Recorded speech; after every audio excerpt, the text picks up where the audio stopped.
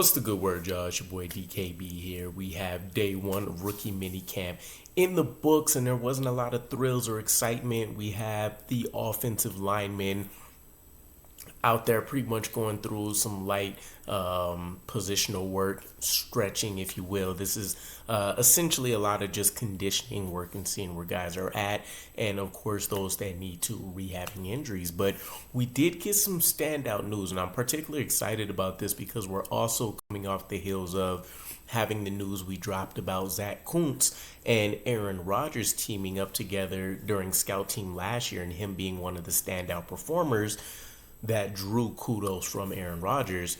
This time around is rookie wide receiver, the Yak King, Malachi Corley.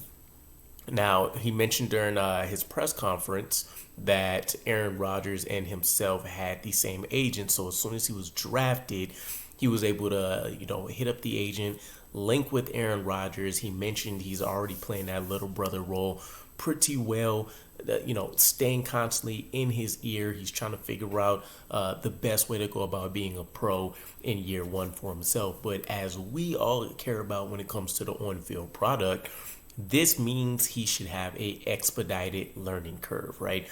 Robert Saleh has already highlighted himself during his press conference that everybody is aware Malachi Corley's route running is going to be the main focal point of getting his development underway, right?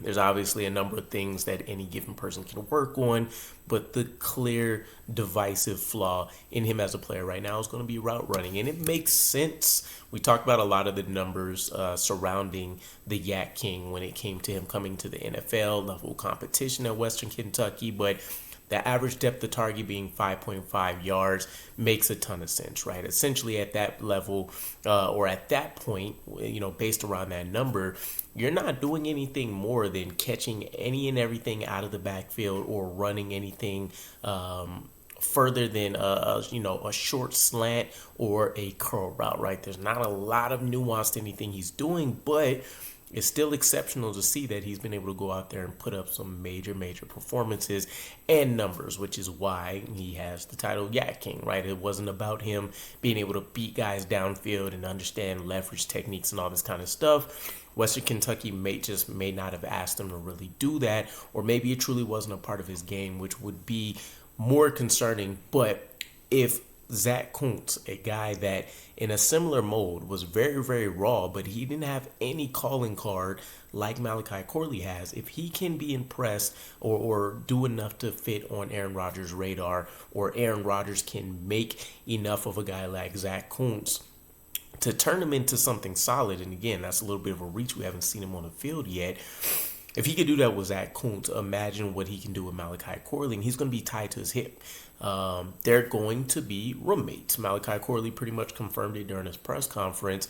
Aaron Rodgers extended an offer for him to move into his guest house. Corley said he's more than happy to accept said offer. So I'm ecstatic about this one. For as much leadership and stuff that we talked about Aaron Rodgers proving last year, he's back on the same track this year, but we also didn't even see a lot of this last year as well, which would make sense, right? I don't want people going out there comparing and say, well, why didn't Garrett Wilson or Brees or Sauce, yada, yada, get the same kind of offer? You have to keep in mind he was going through a ton of stuff. Obviously, the trade being initiated, being heavily involved in, recruiting, all of the free agent decisions and stuff that was going on, as we found out about much later.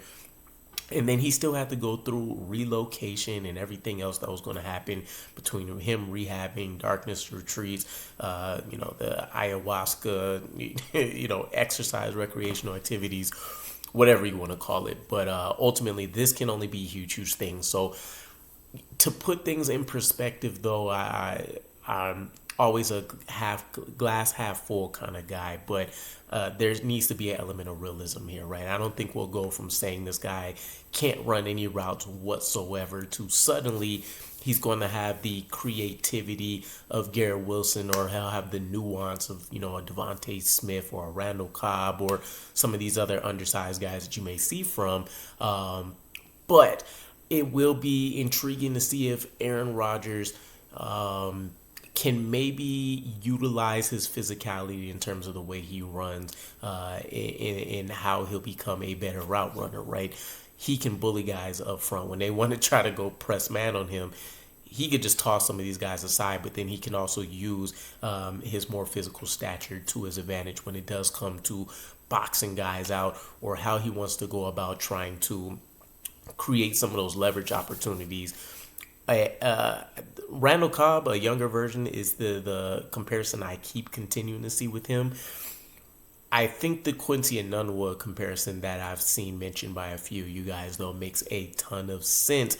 Obviously, you're talking about two completely different kind of physical builds.